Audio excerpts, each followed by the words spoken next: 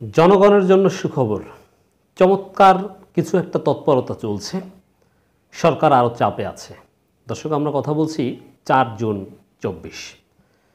আওয়ামী লীগ যখন বলবে যে দেশের বিরুদ্ধে ষড়যন্ত্র চলছে, তখন ধরে নেবেন যে না, দেশের বিরুদ্ধে কোনো ষড়যন্ত্র চলছে না, আওয়ামী লীগের অগণতান্ত্রিক আচার আচরণ কর্মকাণ্ডের বিরুদ্ধে চমৎকার বা ভালো কোনো তৎপরতা চলছে।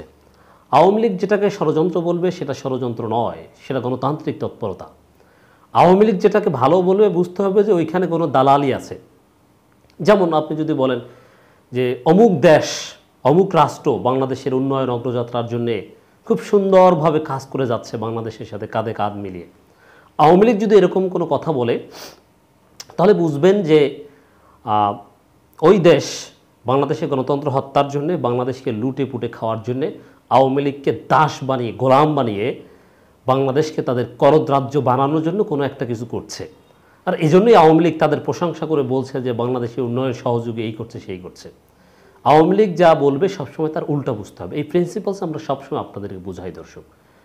এবং আরও খাসভাবে যদি বলি, আওয়ামী লীগ যদি বলে যে এটা সাদা তাহলে বুঝবেন যে এটা কালো। আওয়ামী লীগ যদি বলে যে এটা কালো, বুঝবেন এটা সাদা। সহজ হিসাব। আওয়ামী লীগ সবসময় উল্টা কথা বলে। বিএনপির জন্য আওয়ামী লীগ সবসময় যেটা বলে যে ভালো সেটা খারাপ, যেটা বলে খারাপ সেটা ভালো। যেমন তারেক রহমান বিএনপিকে এই করেছে সেই করেছে, তারেক রহমানকে সরাতে পারলে বিএনপির ভালো হবে, তারেক রহমানকে না সরাতে পারলে বিএনপির কোনো দিন ঘুরে দাঁড়াতে পারবে না, অমুক তমুক। বুঝতে হবে যে তারেক রহমানই বিএনপির মূল ব্লেজিং, তারেক রহমানই বিএনপির মূল শক্তি, কারণ আওয়ামী লীগ তারেক রহমানের বিরুদ্ধে বলছে।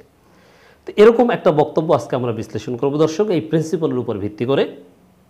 ষড়যন্ত্রকারীরা এখনও থেমে নেই। সালমান এফ রহমান, সালমান এফ রহমানের বক্তব্য আমরা সবচাইতে গুরুত্বের সাথে বিশ্লেষণ করতে চাই।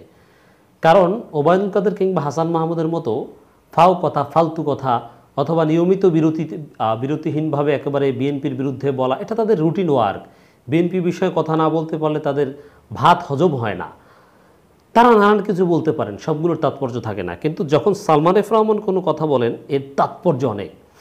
কারণ পররাষ্ট্রমন্ত্রী হাসান মাহমুদ হলেও আন্তর্জাতিক সম্পর্কের অনেক কিছু সরকার সালমান এফ রহমানের মাধ্যমে করায়, পররাষ্ট্রমন্ত্রীকে সেখানে দাম দেয় না, ভ্যালু দেয় না, বা তার মাধ্যমে করে না। যেমন যুক্তরাষ্ট্রের সাথে আওয়ামী লীগের ডিলগুলো সব সালমান এফ রহমানের মাধ্যমে হয়, অথচ এটা পররাষ্ট্রমন্ত্রীকে সামনে রেখে হওয়ার কথা ছিল। It's very exceptional. তো সালমান এফ রহমান এই সরকারের উপর মারাত্মক প্রভাব রাখেন। এই সরকারের উপদেষ্টা যারা, তাদের মধ্যে এই সময় সবচাইতে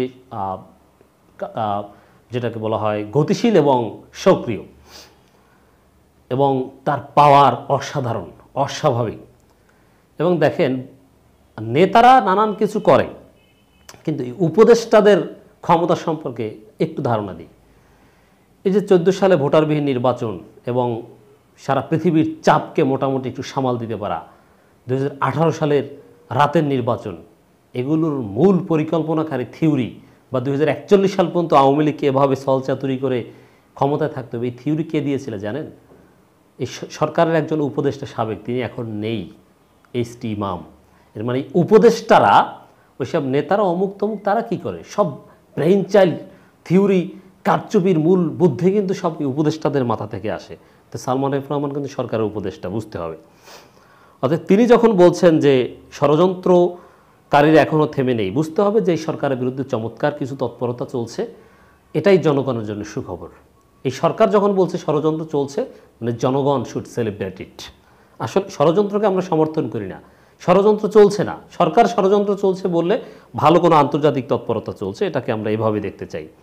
শেখ হাসিনার নেতৃত্বে বাংলাদেশ এগিয়ে যাচ্ছে উল্লেখ করে প্রধানমন্ত্রী বেসরকারি শিল্প ও বিনিয়োগ উপদেষ্টা সালমান এফ রহমান বলেন, এখনও অনেকেই দেশকে নিয়ে ষড়যন্ত্র করছেন, কিন্তু আমরা সবাই ঐক্যবদ্ধ থাকলে ষড়যন্ত্রকারীরা যতই শক্তিশালী হোক না কেন, দেশকে সামনের দিকে এগিয়ে নিয়ে যাব। আমরা সবাই বলতে ওই 14 দলকে অ্যাক্টিভ করছে, তো নিজেরা অ্যাক্টিভ থাকার কথা বলছে। বিরোধী কেউ তো আর এই সরকারের সাথে ঐক্যবদ্ধ থাকবে না।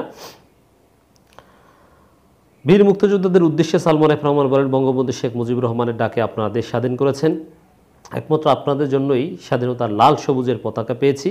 তাই বীর মুক্তিযোদ্ধাদের বাদ দিয়ে বাংলাদেশের ইতিহাস অসম্পূর্ণ, বীর মুক্তিযোদ্ধাদের আমাদের ইতিহাসের অংশ। এবং এটাও সহজ হিসাব মনে রাখবেন দর্শক, যখনই এই সরকার কোনো বিপদে পড়ে তখনই চেতনা বিক্রি করা শুরু করে, এই করেছি সেই করে, ইতিহাস চর্চা করা শুরু করে। অতএব সরকার আরও বেশি চাপে পড়ছে সালমান এফ রহমান এই বক্তব্য তার এক ধরনের প্রমাণ এবং স্বীকারোক্তি।